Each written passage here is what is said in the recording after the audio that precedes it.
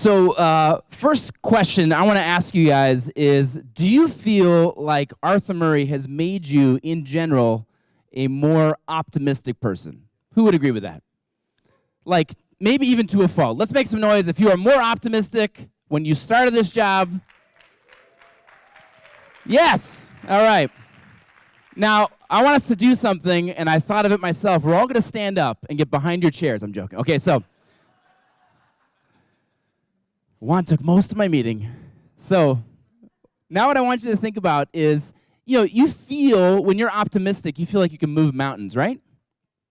So sometimes there's times where that optimism has carried you through some really difficult situations. In fact, I think that you can feel totally wrong even when you're making the right decision. Would you guys agree with that? I'm going to give you a great example. My wife, when she was my dance partner and girlfriend, she would just casually say, well, I'm never getting married. And part of me, the human side of me, said oh, that's too bad. But the Arthur Murray side of me said, ooh, I like this challenge. And so over time, she would just bring it up, like I was asking her, and I wasn't. I was just kind of playing the long game. I'm going to be your boyfriend. I'll be your dance partner. Keep your hands off me. Gosh, we're just doing choreography right now. And then little by little, I finally decided I was doing a string of consulting trips because in my mind, I decided I was going to propose to the girl that said she would never get married. Now, these days, and I think it's probably a Gen Z thing, I would totally imagine this is true, but these days, people go and they get girls will get their nails done in advance of when they're expecting the ring presentation because they're going to Instagram this picture. And the guy's going to go, and it's going to say, she said yes, right? Shocker. In my case, this was like the equivalent of a batter going up against Randy Johnson in his prime, and I'm fresh out of the minor leagues. These are all football players, by the way. But everyone's like, this doesn't register with me. It'd be like saying you could beat Bob Powers in a Cuban motion competition. How about that? All right? So that's who I was going up against. And there was no inkling whatsoever that Daisy would ever remotely even consider saying yes. Literally nothing. She kissed me. That's about it. She held my hand 2 times. I'm joking. I'm really exaggerating now. So I save up some money, I pick up a ring, and I decide I'm going to propose to her on Christmas morning, and this is 2004. And I pick up the ring, of course, on Christmas Eve. And I didn't realize it until later that I was the last shopper into the Shane Company, and they were ready to lock the doors. So that would have really ruined the story. So I pick up my ring, and then I decide I need to put it in something. And so I wanted to do one of those, those gifts where your dad did that thing. He's like, I think Santa, that's all out of gifts. Oh, but look behind the tree. And there's a bike behind the tree that you somehow didn't see. And oh my gosh. And so I decided I was going to do one of those, and I wanted that to be my closer. So I get this jewelry box, and I'm like, that's not enough. I can't put it. It's too expected. If she sees a jewelry box, and then she sees a ring inside, that's way too expected. So I get this thing at Barnes & Noble. Right when you check out, they have all those little things. You can get a little notepad. You can get a magazine.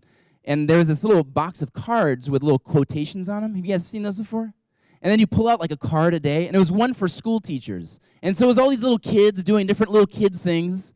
And then I pulled out this one card, and then there was a kid that painted on this fence, and this is how the kid was standing like this. And then it said, anything is possible. And then underneath that I wrote, Daisy, will you marry me? And I taped the ring to the card. And I'm like, oh, this is going to kill. I put it inside the box. Then I put it inside the jewelry box, I wrap it up, and I put it underneath the couch, and then I put wrapping paper in front of the couch like it was all bunched up, so that way she wouldn't just see it. And then we wake up, and we have a condo now together, and she gets up Christmas morning, and she's much cleaner than I am as a human, and so she walks by, and she goes, what's this wrapping paper on the ground for? And I'm like, oh, God. And then she goes, hey, and what's this gift under here? And I'm like, oh, God. And the very first thing that she picks up is my closer gift. She opens it up, and now I'm feeling the pressure. If you've ever proposed to somebody, I recommend that you propose several times. Get married several times too. It really takes the pressure off. It makes such a huge difference. I mean, Daisy's, since I've been married a few times since then, so Daisy pulls out the jewelry box, and she opens it up. Actually, she opens up the jewelry box, and she looks at it, and she goes, oh, wow, nice, a jewelry box. And then she sets it down, and then she goes, like, what else do you have? And now this is like, if I had 9 lives, I've lost at least 2 in that moment. So I'm like, well, why don't you open up the jewelry box and then see what's in there? And she goes, okay. And then she like opens it up, and then she pulls it. She's like, oh, cool, a little box of cards. She puts it back in the jewelry box and sets it back on the couch. And now I've died again. And I'm like, why don't you open up the cards and see what's on there? And she picks up the cards, and this is exactly what she says. She goes, did you buy this opened? There's no wrapping on this. And I'm like, oh, God, okay. So finally, she pulls out one of the cards. I was like, why don't you read one of them? So she reads one at the very front, and she's like, oh, it was like, an apple a day. And then she puts it back in, closes it up, and like we're repeating this, and this is like the scariest close I've ever done in my entire life. Finally, she opens up the card, and she finds the one with the ring on there, and it also has the question. So technically, I've never even asked my wife, will you marry me? So Daisy, will you marry me?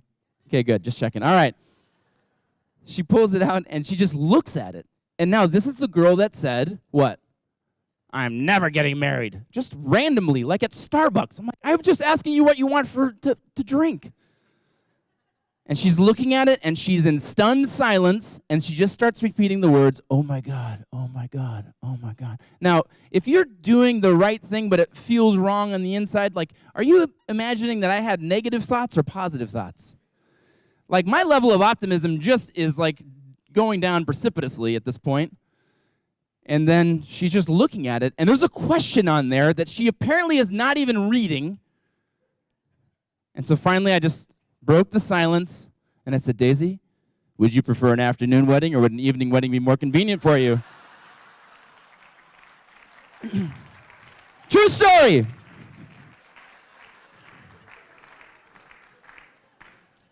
So, now, here's the thing, is that we can sometimes be so optimistic. That was me using my that was testing the strength of my optimistic superpowers with Arthur Murray. This was like being Superman and being exposed to kryptonite just as like a fun party game, and I almost died in that process. It was a really tough close, but it worked out. Thank you. It would be a horrible, horrible story if it didn't. So, one of the things that I want you to know is that sometimes you can feel right even when you're making the wrong decision, which should also be the slogan for Las Vegas, Nevada. Yeah, we're going to all go and do blank, and that is not the right decision. So, J.K. Rowling wrote the Harry Potter series. She says, it's our choices that show what we truly are far more than our abilities. And what I'm going to talk to you now is that when it comes to marketing and our current state of how we do business, no decision is a decision. And sometimes you can feel right on the inside while making a catastrophic decision on the outside. And my hope is that that does not happen. So if I can close my wife, who said she'd never get married, I'm hoping maybe we can get some of you to kind of see the possibilities of digital marketing. So let me ask you this really quick. Think about, I'm going to test your optimism now. What do you say when a student says, I wasn't born with any rhythm? Do you just say, well, I'm so sorry, I'll talk to somebody else? You're like, you're right, I watched you walk in here and you're all over the place. Or when a student says like, I'm not trying to be a professional, so I'm not going to go to your showcase. You said, well, that's so good because we only want professionals there. Did anyone do that? I mean, let me know how that went. That would be really funny. What if someone said, have you ever heard this one? I'm way too old to get started. Have you ever heard that? Like, someone will say, like, it starts to feel like a little bit more, it hurts a little bit more when someone thinks this. Like, they're like, I'm 50, I think I'm way too old. And I'm like, oh, like, you're in the prime of your pro-am dance life right now. Are you kidding me? And then what about people that say, I just need a partner before I get started? You ever heard that one before? Okay. Or how about people that just say, hey, I'm just fine not knowing how to dance? Have you heard that one? Now, how do you feel about those people? Do you get that optimistic juice running through your veins? Can you have a comeback for that? Man, Claudia Marshall could probably close anybody on anything, and she could have got Daisy to marry her really quickly. It would have been way easier than what I did. But I'll tell you, like, if you were in a conversation with her and someone was like, I don't have any rhythm, Claudia would be like, boop, and then just right away would have, like, the greatest follow-up, right? Well, now let's convert this. Let's replace some words right now. I wasn't born with a computer in my hand. Boom, I did it. I'm not trying to be a professional computer expert or anything. I'm way too old to get started. I need like an internet guy before I can do anything. Or I'm just fine marketing the way that I have been. I don't know about you, but was anybody here hurt a little bit that Toys R Us just filed bankruptcy? I want you to understand something. As much as it hurts you right now, imagine having to tell your kids that Toys R Us is no longer going to be in business. I had this conversation with my son. We have a lot of business conversations. Some people are like, your kids must love getting meetings from you all the time. I was like, no, they really don't. They're like, come on, Dad, I just want to play Xbox. Can you stop talking to me about profit and loss? I'm like, this is important. So I talked to my son, Christian, and he said, we got to go to Toys R Us because it's going out of business. I was like, yeah, I know. We got to get to Mommy. And he's like, but it's just this one that's going to be going out of business, right? And I had to say to him, no, all of them. And then it was like depression. Oh, first phone that went off. Hey, I'm just glad that you have a phone. Seriously. As long as that wasn't a big Miami Vice brick phone, we can do something with that. All right. So sometimes what happens is that we've got those potential students, and we're so heartbroken that we couldn't get them to see the light. My stepmother and my dad met each other ballroom dancing. And then as soon as they started getting together, they quit. And then at Thanksgiving, it's like this tradition, and I just hate it. But she comes up to me, and she says the same thing over and over again, and it's, if I ever dance a West Coast swing with your father, I'll leave him. And I'm like, I'm going to have Thanksgiving at my house next year. But you think about it, and you can your heart breaks a little bit that there's people that actually believe that they can't learn because of these certain myths. And yet at the same time, how many of us are carrying ourselves with the same myths when it comes to marketing in a digital way? So let's talk about some ways that you guys are going to be so good at this. Number one, you guys are all smart and creative people. Not to mention, you're very good looking. So you're smart and creative. We're going to talk about things you can do with being smart and creative. The second thing, how many of you guys love numbers? A few of you? Good. Just a few. You're like, I don't know, we'll just make payroll somehow. Spirit and guts, baby. I'm so glad that my wife loves numbers. All right. Well, we've got new ones when it comes to digital marketing. And then the third thing is we are still early. And it may not feel like it, but we definitely are. Let's talk about numbers. The most important number that you need when it comes to digital marketing is a new student. Number one. That's it. End of story. If it turns into a form submission on your website, that's where someone fills out the form and they hit submit, that's your number one metric.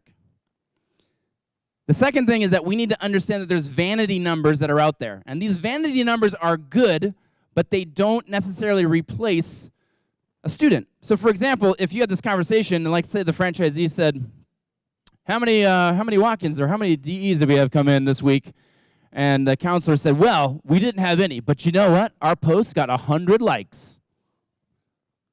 And he'd go, that's so good because I can pay you on those likes. That's a joke. We actually can. I know some of you guys are new to the game here. You can't, the likes aren't really worth anything. All right. The third thing that I want you to write down is CPL stands for cost per lead. Cost per lead. Old school is like you threw a guest party and you spent like, I don't know, $5 on the punch, and You really splurged on those plastic champagne glasses, and that was like $12, and then you paid your staff to teach the class, and then you got a bunch of leads, and then you would calculate how much your costs were to put the party on, and then how much did it turn into in terms of what did it cost to get each person to come through the door. That's your cost per lead. And you need to think about, if you are charging X number of dollars for your lessons, what are you going to get in terms of, like, what would you be willing to spend to get those people to walk through the door?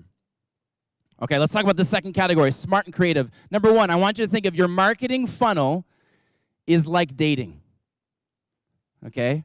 Now, in my story about Daisy, do you think it would have worked if the moment that she said, I'm never getting married, I said, yes, but would you like to marry me? And then I did some background dancing?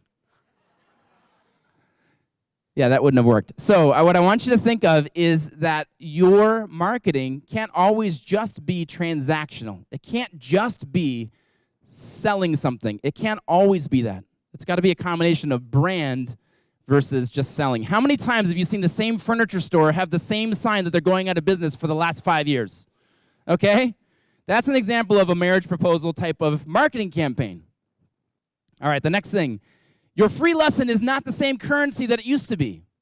There was a time where people were like, are you telling me it's free? And it was like an infomercial, and we were like, I'm telling you it's free. And they're like, really free? And I'm like, freaking free. Not anymore. So your free lesson time is more valuable to people. Do you know how many Netflix shows I can fit into that time where I'm coming into your lesson? Too many. So instead, what we have to do is we have to think of your content is another form of currency that adds additional value. Your free lesson by itself, I'm going to tell you, and this is going to sound horrible, but nobody cares. Know who else does a free something?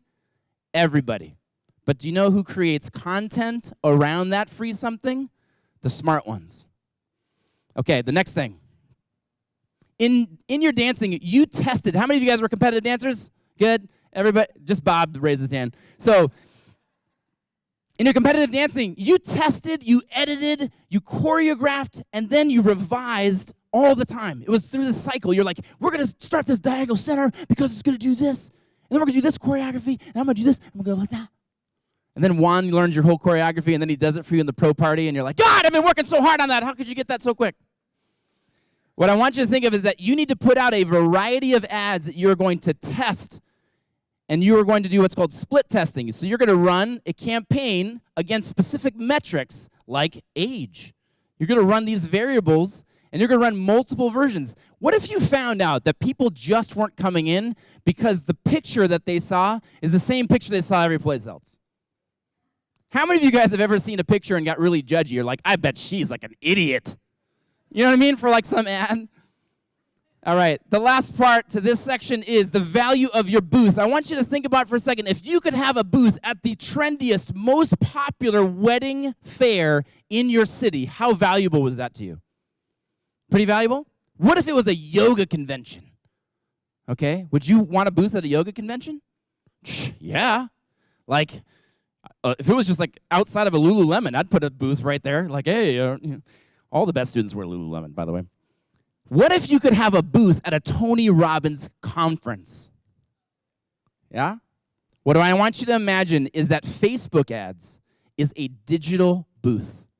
Whatever you would spend on your booth at any of those places is what I want you to think that you're going to spend to market to those people, and you can get that specific. I want to market to women between 45 and 55 who love Lululemon, and they go to this yoga conference. Boom. Most people in Area 6 applaud for stuff like that. So,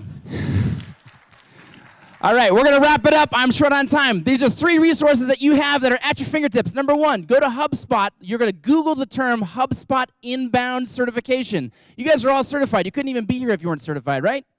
Last time I checked.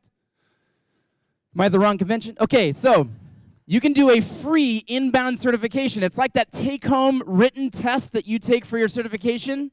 You can do that, and it's called a HubSpot inbound certification. You can be HubSpot inbound certified as a digital marketer, and you can do it for free, and you can learn a lot in the process. The second thing, you need to sign up for Google Analytics so you can track everything that you're doing and who is showing up on your site. The third thing that you need to add is you need to add a Facebook pixel. Google it. This is the very last thing, and I'm going to close it out, I promise. Jenny took all my time. So we are still early. It was December 17th, 1903 that the Wright brothers discovered flight. But it wasn't until January 1st, 1914 that there was commercial flights that actually happened. And actually the people that did that were just daredevils.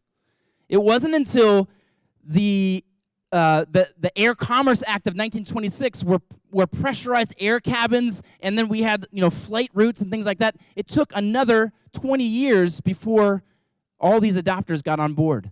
Penicillin was discovered in 1928, but it wasn't even widely used until 1945. And what I'm going to tell you is that Facebook began in February of 2004. And technically speaking, you guys could start in 2018, and you could still be considered early adopters. And what I don't want you to think is that for a second, that the old way is going to get you to some new horizon. What I'm going to tell you is that this is the pivot. This is the point. This is the moment where you have to recognize, am I thinking the wrong thing but thinking that it's the right thing? And are you willing to bet your business, your staff's livelihood, or your family livelihood on that decision? Or are you going to be optimistic enough to say, I'm going to move mountains, or I'm going to get a girl that told me that she'd never marry me to say yes? So thank you so much. Thank you, Tom, Chris and Phil, and everybody. Excellent advice, ladies and gentlemen.